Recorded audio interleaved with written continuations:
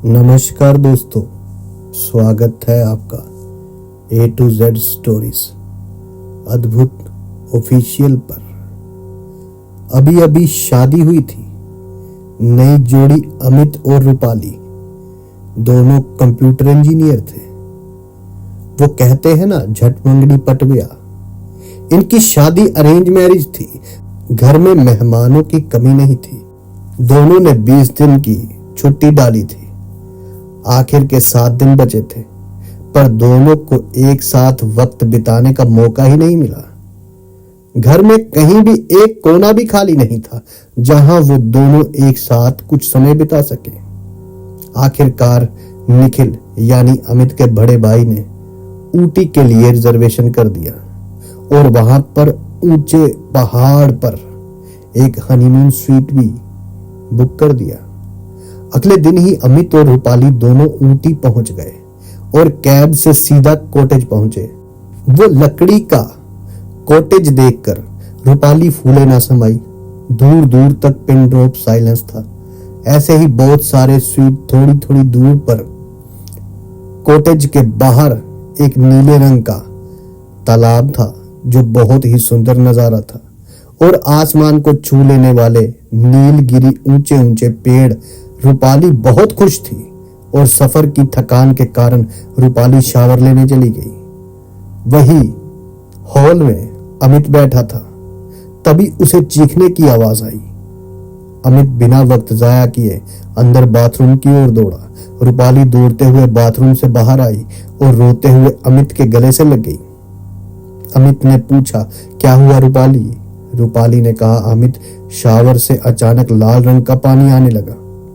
अमित ने दरवाजा खोलकर दोबारा से शावर ऑन किया, लेकिन उसे वहां कुछ ऐसा दिखाई नहीं दिया।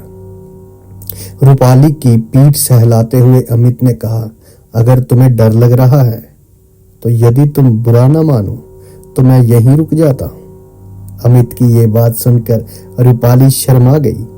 अब शाम के 5 बज चुके थे, इसलिए अभी कहीं घूमने जाना मुमकिन नहीं था। इसलिए पास ही एक लोकल मार्केट में जाने के लिए वो तैयार हो गए। नीचे तलहट पे चाय की टपरी पे दोनों चाय पी रहे थे।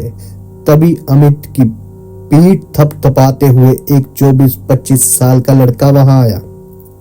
शक्ल से वो थोड़ा टपोरी सा लगा।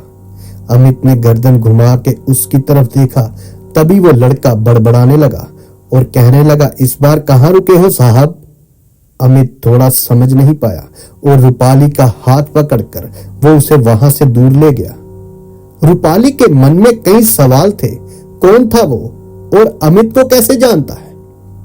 रूपाली ने तुरंत अमित से पूछा, कौन था वो? लेकिन अमित ने नजरअंदाज किया। अमित ने कहा, अरे ये लोग ऐसे ही वाकफियत निकालते हैं और फिर कॉटेज लेने को कह देते हैं। और फिर दोनों चलते चलते वापिस कॉटेज पहुंचे। दिन को मन को लुभाने वाला कॉटेज रात में किसी भूतिया जगह से कम नहीं लग रहा था। ऊपर से ये काली रात। अमित ने कॉटेज का दरवाजा खोला और हॉल से होकर बेडरूम के अंदर गया।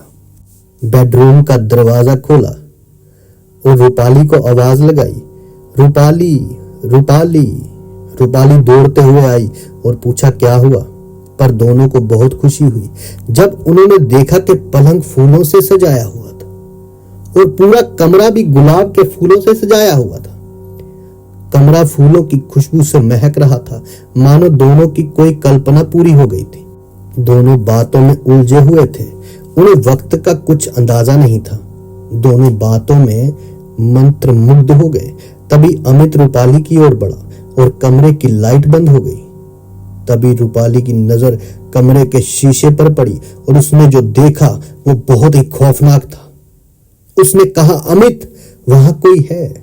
और वो बहुत डरी हुई थी। उसके लफ्ज कंपा रहे थे।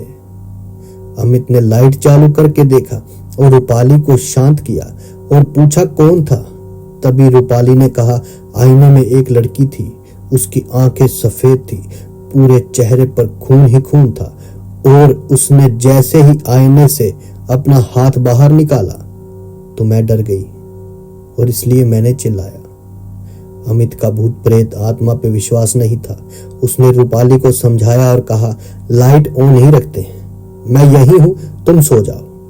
अमित उसको सुलाकर बाथरूम में चला गया और तभी बिजली चली गई। तभी अमित को किसी ने गर्दन पर काटा और उसको पीठ के बल गिराकर उसकी छाती पर कोई नाखून और दांतों से वार कर रहा था। अमित की चीखें निकल रही थी, वो रो रहा था, लेकिन लाख कोशिश के बाद भी वो उससे खुद को बचा नहीं पा रहा था। इतनी ज्यादा ठंड थी, लेकिन अमित पसीने से पानी पानी हो चुका था। तभी बिजली गिरी और उससे वो चुड़ैल का चेहरा दिखा। पलके ना झपकने वाली वो बड़ी बड़ी आंखें, चेहरे पे नाखून के निशान और उसके बाल। अमित ने दरअसल उसे पहचान लिया था और उसने सोचा, अब मेरी मृत्यु अटल है, अब मुझे कोई नहीं बचा सकता। कैसे भी करके अमित बाथरूम से बाहर आया और उसने सामने पड़ा पानी पिया। डर के मारे उसके शरीर से कंप कपा रहे थे और वो डर के मारे रूपाली के नजदीक आके बैठ गया। तभी रूपाली की आंख खुल गई और अमित की ऐसी हालत देखकर वो डर गई। अमित ने उसके साथ घटित हुई सारी घटना के बारे में बताया। दोनों ने यहां से चले जाने का निर्णय लिया। दोनों ने मैनेजर से बात करने के लिए उसके पास जाना ठीक समझा और रूपाली बाहर बैठी गई। तभी वहां एक काम करने वाली बूढ़ी औरत को रूपाली ने देखा और वहां उससे बात करने लगी। रूपाली ने कहा, कल से हमें किसी के कॉटेज में होने का एहसास हो रहा है, क्या आपको इस बारे में कुछ पता है? वो बूढ़ी औरत ने रूपाली से कहा, जितना जल्दी हो सके यहां से चले जाओ। बगल वाले कॉटेज में भी एक जोड़ा आया था। लड़का तो वहीं मर गया, लड़की बच गई। बहुत लोगों को यहाँ अलग अलग अनुभव होते हैं। रात में चीखने चिल्लाने की आवाजें आती हैं, इसलिए ज्यादातर यहाँ कोई आता नहीं। एक अतृप्त आत्मा है। तुमने मुझे पूछा इसलिए तुम्हें बताया है। यहाँ के लोग टूरिस्टों की वजह से ही पेट भर पाते हैं, इसलिए उस बारे में कोई कुछ नहीं कहता। तुम लोग यहाँ से चले जाओ। और ऐसा कहते हुए वो बूढ़ी औरत वहां से चली गई। रूम पर लौट के दोनों ने पैकिंग कर ली। तभी जोर जोर से हवाएं चलने लगी, बादल गरजने लगे और बारिश शुरू हो गई। बाहर जाने के रास्ते बंद हो गए थे। बहुत ही मुश्किल से 2 गुना रेट के साथ एक गाड़ी मिल गई। दोनों गाड़ी में बैठे। तेज हवाएं रास्ते में दोनों तरफ चल रही थी। झूल रहे थे पेड़, काला घना अंधेरा और तेजी से आगे बढ़ती हुई गाड़ी। और वो सब डरे हुए थे। ड्राइवर से ये बात हो चुकी थी और अचानक वो आत्मा गाड़ी के सामने आ गई। ड्राइवर ने गाड़ी रिवर्स की, लेकिन वो औरत हवा में उड़ रही थी और कह रही थी, मैं तुम्हें नहीं छोड़ूंगी। वो बार बार बस यही कह रही थी। कच्चे रास्ते से गाड़ी कॉटेज की ओर वापस चलने लगी। रूपाली बहुत घबराती हुई थी। अमित का हाथ थामे वो सही सलामत कॉटेज पहुंचने की दुआ कर रही थी। आखिरकार वो वापस कॉटेज पहुंच गए। अब बारिश भी रुक चुकी थी। चारों ओर सन्नाटा था, लेकिन तभी वो आत्मा अमित की ओर तेजी से बढ़ी। तभी रूपाली ने कहा, क्यों पीछे पड़ी हो हमारे? क्या बिगाड़ा है तुम्हारा? प्लीज हमें जाने दो। रूपाली के चुप होते ही वो आत्मा अपनी डरावनी आवाज में कहने लगी, क्या बिगाड़ा है? अपने पति से पूछो। और वो रोने लगी। उसकी ये बात सुनकर रूपाली ने शक की नजर से अमित की ओर देखा और वो आत्मा अपनी कहानी बयान करने लगी कि मेरा नाम पल्लवी है। कुछ साल पहले तुम्हारा पति और उसके कुछ दोस्त इस शूट में रुके थे। मेरे पति, मैं और मेरी बेटी, हमारा छोटा सा परिवार था।